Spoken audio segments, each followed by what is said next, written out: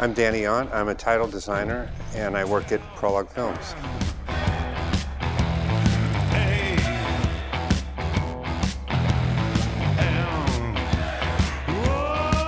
I think what makes a good film title is that you have successfully set the tone for the film, and setting that tone is critical. Doing it in a way that's not boring is a huge bonus, and just getting people excited about what they're about to see. I think that's what's exciting to me, is that challenge. Or if I have to do it at the end of the film, the challenge is trying to keep them in their seats long enough so they'll actually watch through the credits. I like to gauge it by that. I think Iron Man did a fairly good job at that. The truth is,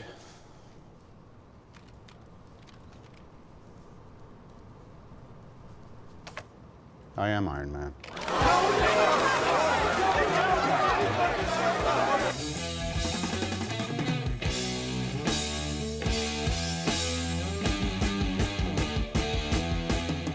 It was just fun. It was one of those projects that was really just a lot of fun to do. And if you're lucky enough to have it attached to, you know, a blockbuster, then, you know, it's really exciting.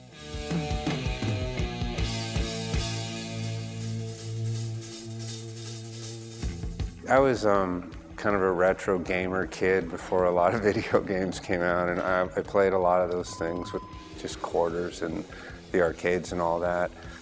And I like going to the past a lot, you know, to draw from that sort of modern interpretations of those kind of things. And I think that's what really inspired me. Was we had a model already, and I thought, well, you know, if we apply just line art to it, like what would that look like?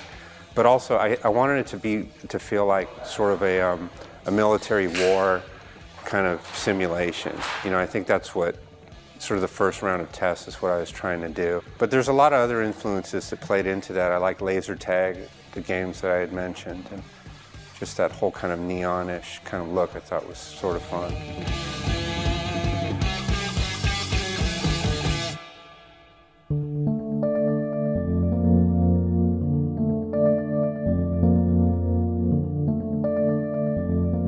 For The Reaping, the story was centered around biblical plagues.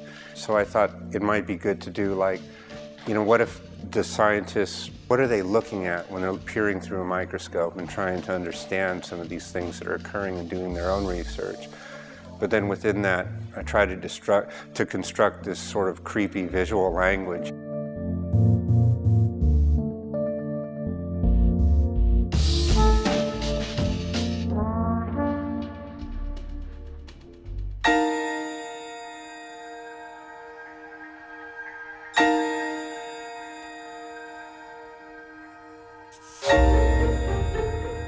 With television, a lot of times they want you to put in cast members and pieces of the show. It's more of sort of a marketing kind of vehicle. HBO is a little different that way. I think they want something more original and cinematic.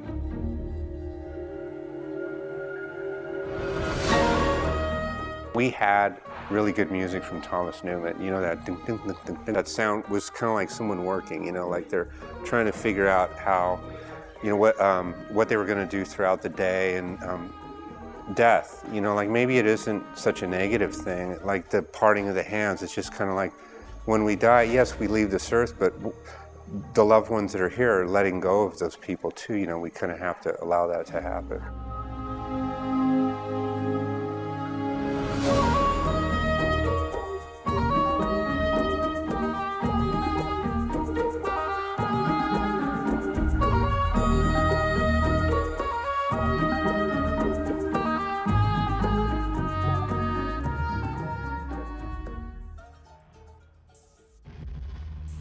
Seven, yeah, definitely 7. It was a very strong graphic statement, something unlike I've ever seen before. And as a sort of a young designer, I was so used to seeing like a lot of really boring kind of sequences, just type over picture, and it was the first one that really kind of got in my emotions.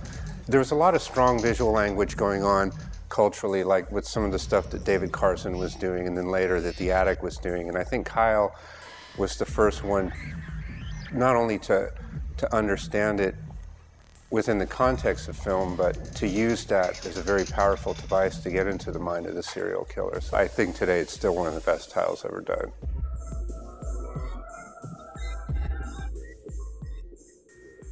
Yeah, well, only in that it's given people tools to do things that they couldn't do before. That's how it will always change things. But I think what won't change is that it's really about good ideas. And it's really about introducing the film and understand. You can't do that unless you understand the story. And so that will always live on, I think.